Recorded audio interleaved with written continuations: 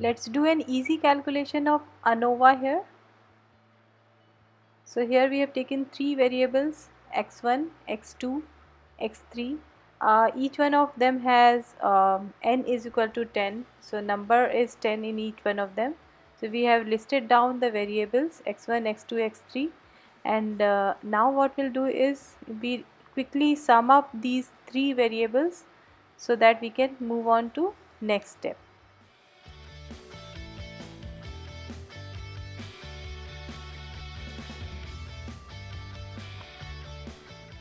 So after making the sum of these three variables, what is our next step? We'll take out the square of each of the variables. So if variable 1 is x1, the square of x1 will be x1 square. We'll make a separate column for that, and we'll quickly make a square of all the three variables, because we are talking about three variables here, x1, x2, x3. So x1 square, x2 square and x3 square. We'll quickly do calculate these three in separate columns, and after that we will move on to another calculation where we need to find out the total of x1, x2 and x3, that will be x. Okay, so see here I've made a separate column, that is the seventh column here, where I am taking the addition of x1, x2 and x3. So here we are done with that, and we'll do a sum of x1, x2, x3 also. Now the eighth column will have a sum of x1 square, x2 square and x3 square. So we'll quickly do a calculation of x1, x square, x2 square and x3 square, and we'll call it as x square.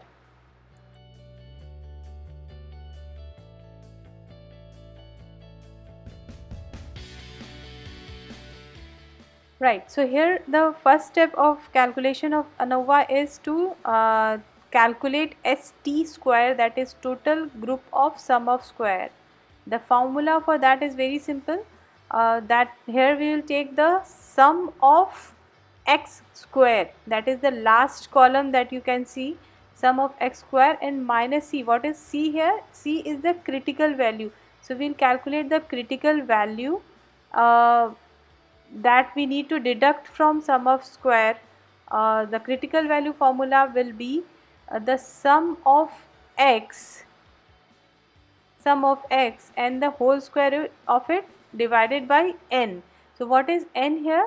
N is the sum of all three n's. So here we are talking about three groups, so n is equal to n1 plus n2 plus n3.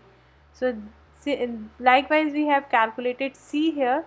There the value of c will take out, and we will deduct it from sum of x square to take out total group of sum of square. That is the first step of ANOVA.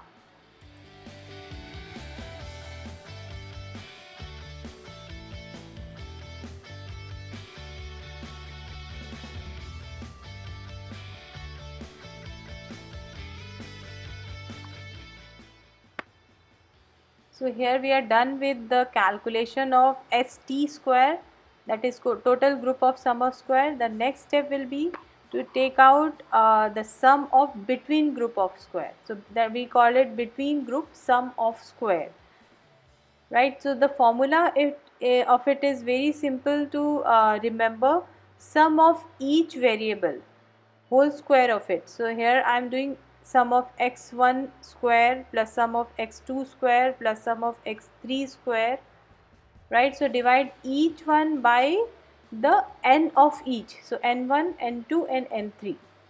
So these can vary. Here it is 10, so in some calculations it can vary also. So n1 can be 10, n2 can be 8, n3 can be some other number, and we will deduct critical value from this also, and let's do the calculation now.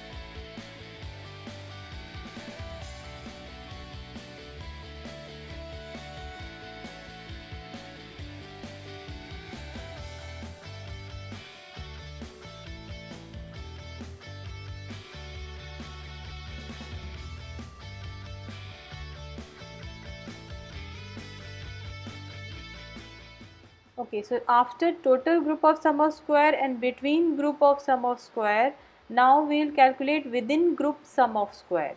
So this is extremely simple. We only need to deduct the first two values, that is we will call it as SW square, and we will find it out by calculating ST square minus SB square. So we calculated two values in the previous steps, and we only need to find a difference of these two values, difference between total group of sum of square and between group of sum of square. So here we will get the within group sum of square.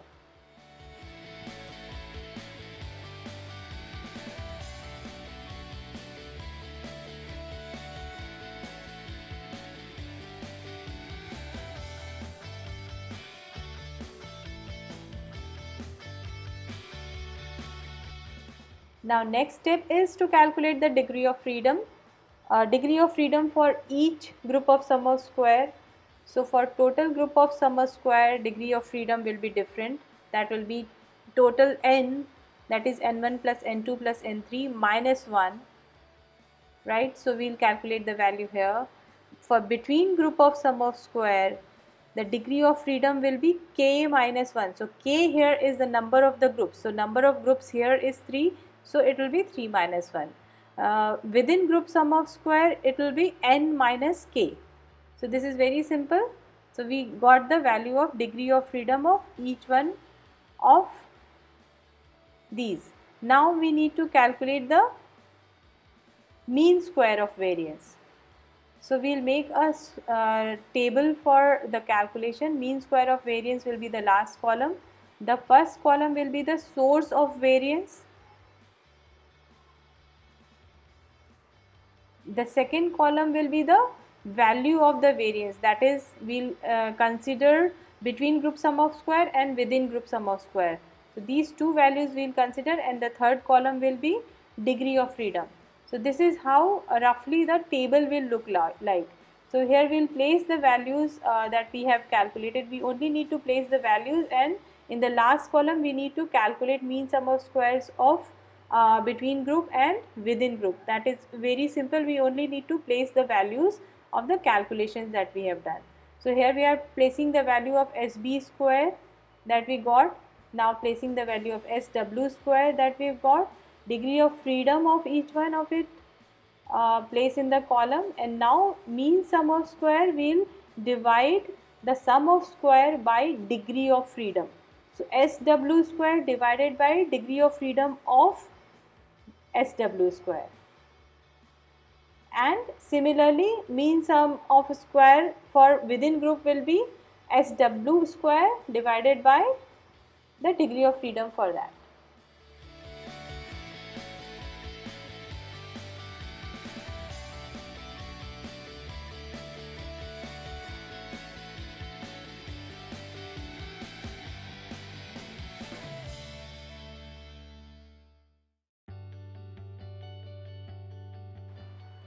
So now we are done with all the calculation. We only need to find out the F ratio. For the F ratio, we need to divide both mean sum of square of between group and within group. So between group divided by within group, mean sum of square. So we will quickly place the values that we have calculated in the above table, and we only need to divide it and find out a value for the F ratio. After we have done the calculated value of F ratio, we need to quickly look into the table to see the critical value of F at 0.05 and critical value of F at 0.01. Sometimes it's given in the problem itself, the two values are given so that we can find the significance of F ratio, or if it's not given, we can find it from the table.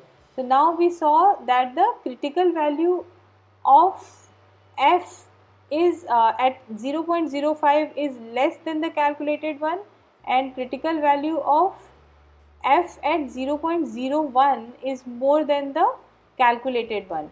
So the interpretation here, the last part, the interpretation is that null hypothesis is accepted at 0.05 critical value because the value is less than the calculated value.